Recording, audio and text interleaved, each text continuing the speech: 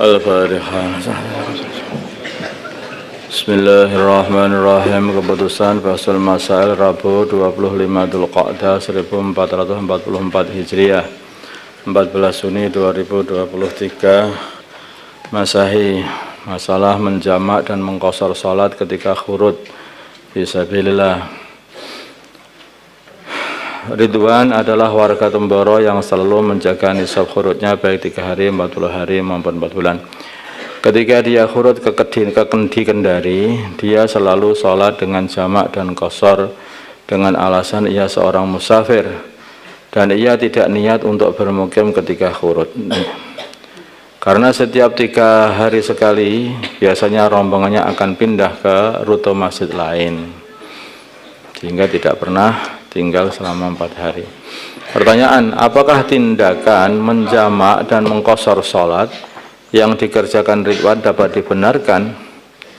Jawabnya ya, dapat dibenarkan dan dibolehkan dengan syarat ia tidak tinggal di satu desa selama 4 hari 4 malam sempurna. Ini pun juga selain hari datang dan hari berangkat. Selain hari dia masuk kampung, itu tidak dihitung hari masuk kampung, dan hari ketika dia keluar dari kampung tidak dihitung juga. Dan jikalau ia tinggal selama 4 hari 4 malam di satu desa, maka ia sudah tidak boleh lagi menjamak dan mengqashar sholat di situ.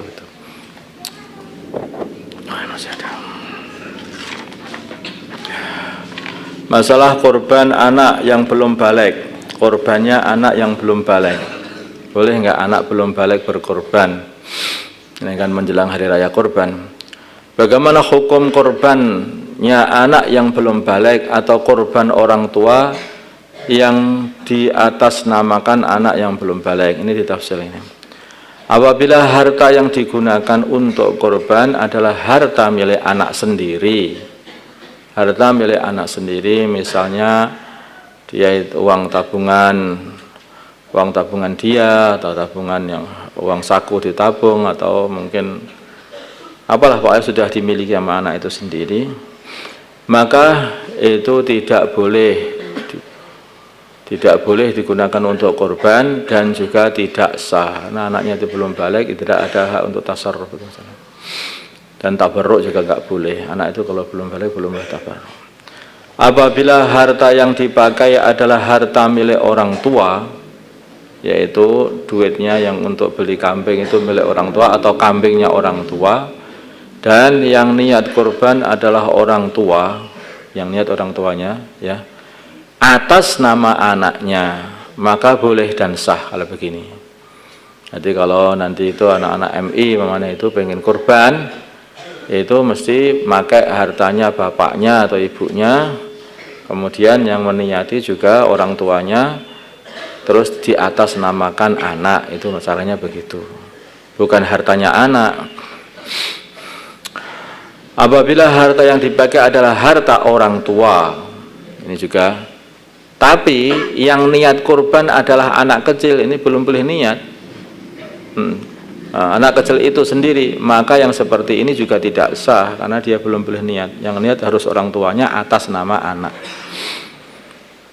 3. Masalah uang kas untuk maslahat korban. Bagaimana hukum menggunakan uang kas masjid untuk maslahat korban?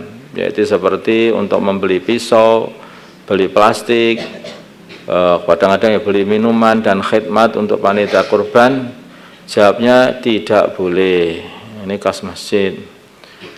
Terus jalan keluarnya bagaimana? Orang yang berkorban hendaknya memberi uang maslahat untuk kepengurusan hewan, untuk pengurusan hewan korban, atau mungkin dari pihak panitia ada yang rela hati untuk mengeluarkan keperluan hati, jadi tabarruk saja, terus atau penduduk setempat yang lain yang mau urunan atau apa untuk keperluan orang-orang yang kepengurusan korban. Tidak boleh.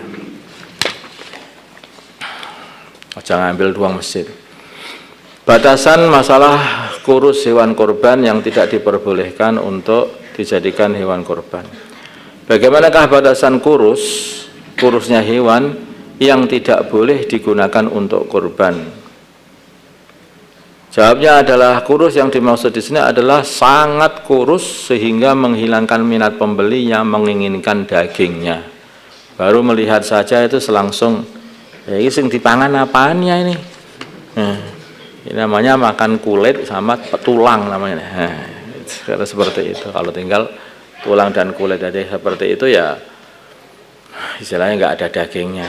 Orang sudah nggak pengen beli, nggak pengen ngambil. Allahumma shalli ala sayyidina Muhammad wa ala sayyidina Muhammad wa salli ala sayyidina Ibrahim wa ala ali sayyidina Ibrahim wa ala sayyidina Muhammad wa ala sayyidina Muhammad wa ala sayyidina Ibrahim. Allahumma arham wa sayyidina Muhammad, Allahumma ighfir li ummati sayyidina Muhammad, Allahumma aslih ummati sayyidina Muhammad, Allahumma alif baina qulubi ummati sayyidina Muhammad. Allahumma ansur ummati sayyidina Muhammad, Allahumma hasbi sultanan nasira, sallallahu ala sayyidina Muhammadin nabiyil ummi wa ala alihi wa sallam. Alhamdulillahi rabbil alamin. Al-Fatihah.